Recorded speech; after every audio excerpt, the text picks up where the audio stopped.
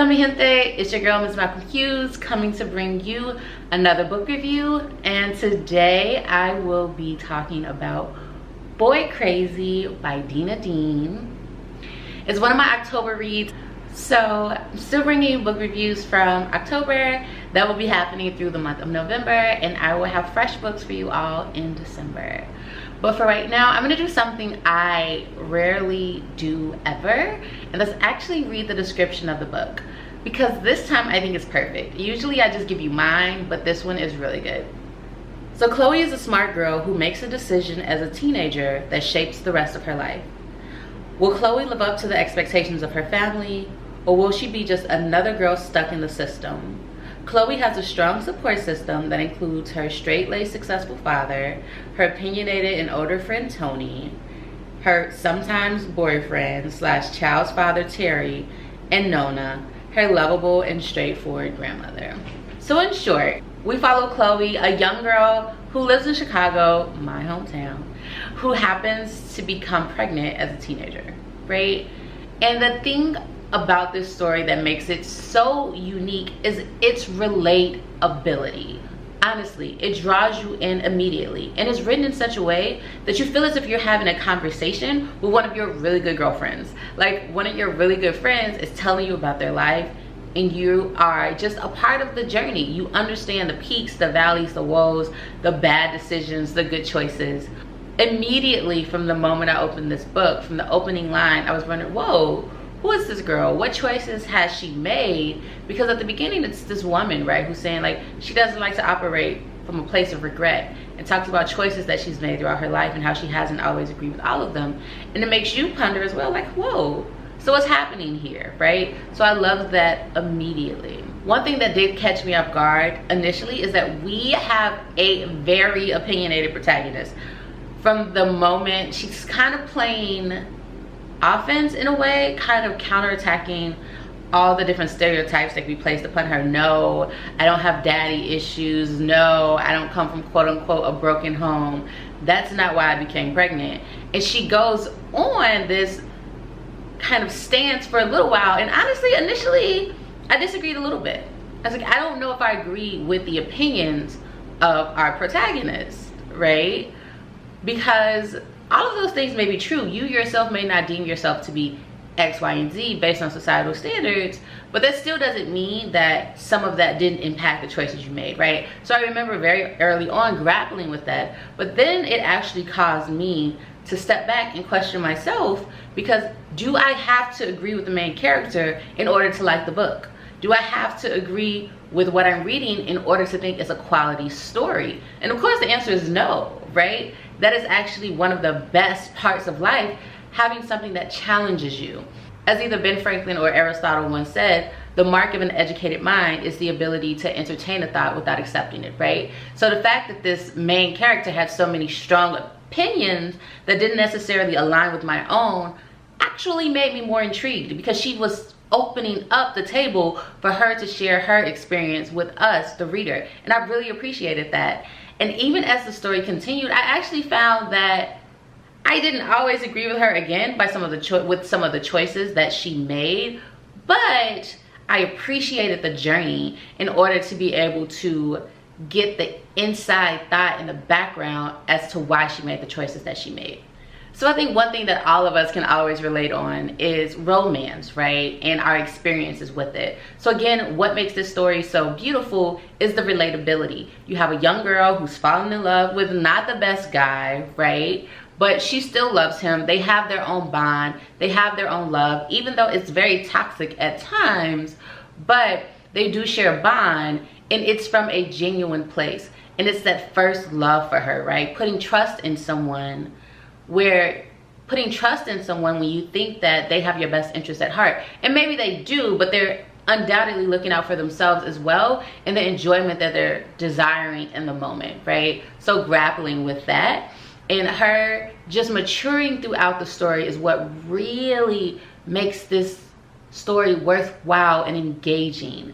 Because even though early on I was a little bit hesitant and reserved, because I didn't agree with the stance that Chloe took at the beginning, but just her progression, her maturity, and her thinking outside of herself was just a Bildungsroman, right? This coming of age story that really grips you, and you root for her. You want to see her win. You want to see her defy the odds. So that in and of itself is great story writing, great storytelling. Again, the writing, the fact that it is written in such a way that it reads like a conversation. The dialogue is so good.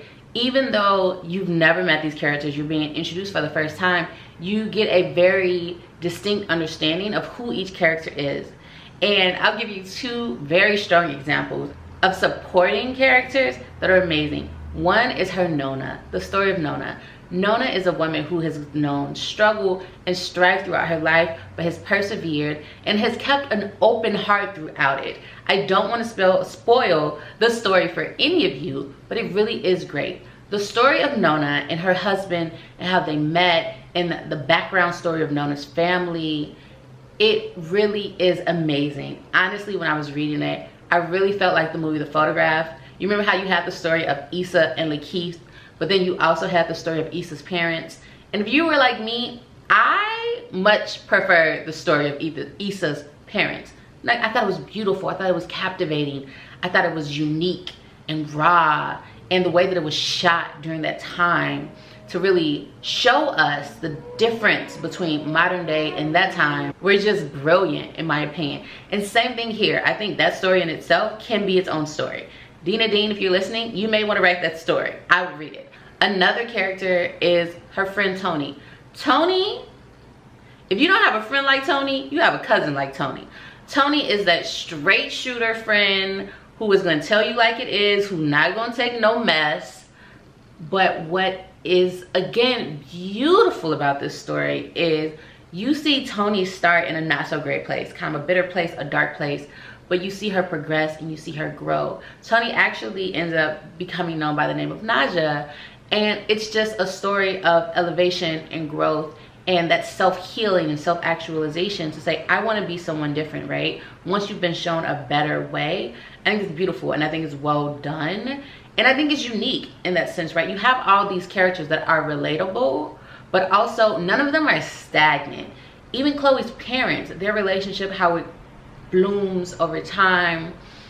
Also, another character that gets introduced as a surprise to the entire family, but is well welcomed. I think it also does a really good job of showing the complexities of humans, right? How nothing is black and white and nothing is as simple as it seems, and how humans are multifaceted and make mistakes and are troubled, but can also grow, right? That's one thing I've really loved about this story, just the representation of the fact that humans can grow and are always growing and are always evolving. And I just thought that was amazingly well done.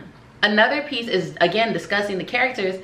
None of them felt out of place. None of them felt forced, right? It all felt cohesive and it all made sense, right? They were all there to support Chloe when she was going through her challenges and growing and trying to evolve. But in getting snapshots of their world, I didn't feel slighted. I felt like I knew all of them more. I wanted to know more about them, wanted to know where their story would go. And I think that's brilliant because not only does it help us to understand the main character, Chloe, by who she associates herself with or who within her family has really impacted the decisions she's made and the young woman that she is becoming, we also have all of these other characters who are minor characters who feel like major characters and add depth and value and value to the book. So again, thought that was well done. Overall, I would say the story itself isn't necessarily extremely unique, right? You have a young girl, she gets pregnant, she faces challenges, right? So that in and of itself, you're like, okay, that happens every day. We have stories that tell that already, right? We have books that tell that story already, but it is the way in which it's done, the narrative that is so welcoming and inviting. We also have characters that really grip you and add to the story, and I think that's what makes it extremely unique. If I had any negative to say about this book, it is honestly, I do not like the way it ends. I know there's a part two. I know there's a part two. Personally, where the book ends, I wish it didn't end there. I wish that it ended a little bit further along. And I don't want to say without saying too much, but I wish it ended a little bit further along. But is that really a slight to the book? No, it's well done. If anything, that's saying I wanted more of the book, right? So I definitely think it's worth reading. I think it falls into our literary canon, especially quote-unquote urban literary canon, right? Because we have some classics that others may not deem classics, but we know they are ours and they are classics. Flag Girl, The Coldest Winter Ever, a number of others, and I think this falls within that in our time, and I think it's beautiful and well done, and I really appreciated reading it. Appreciated the care. I could tell that she really cared about this story, right? I could tell that it came from a special place for her, and I could also tell that there was a message she was trying to get out, the message of growth, and that mistakes, or whether or not you deem them as mistakes, right? But choices, the hard choices that we make, don't necessarily have to be the end point for us, right? It can be something that catapults you and pushes you further. So I thought that was great. Initially, I can say while reading this book as well, I was going back and forth about the title of Boy Crazy, because a part of me feels as if it places too much emphasis on the male figure when in reality it's Chloe, who I don't actually think is boy crazy. I think that she's young and made a mistake, or I think she's young and made a choice that resulted in a decision that she wasn't necessarily prepared to make, but made a choice anyway, right? And some would deem it as a mistake. I view it as a moment that has happened. It's a choice, it's a decision, and you move forward. Something that you didn't plan for, but you get to progress from it, and it doesn't have to halt your life.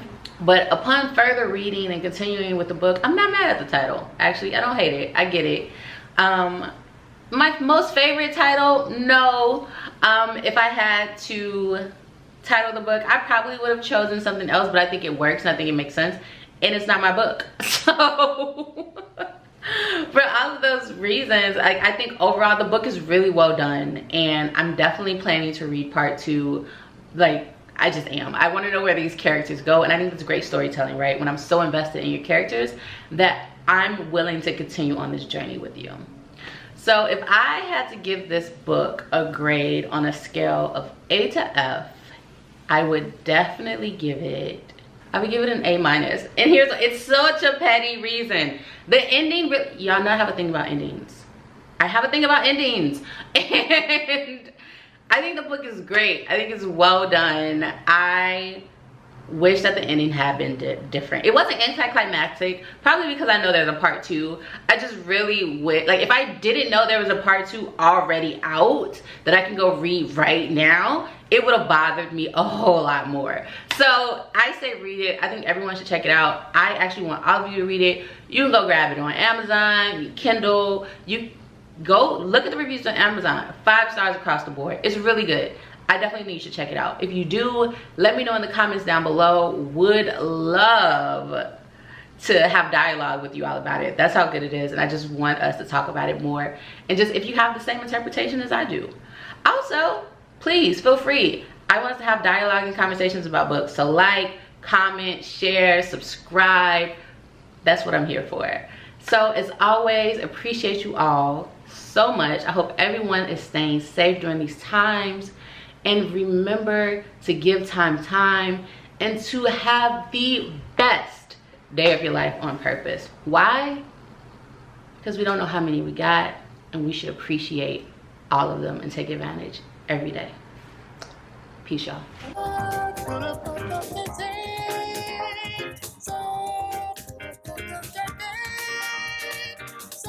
Also, for those of you inquiring, I do still have buttons, my Ms. Malcolm Hughes pins, and the details on how to get those are below.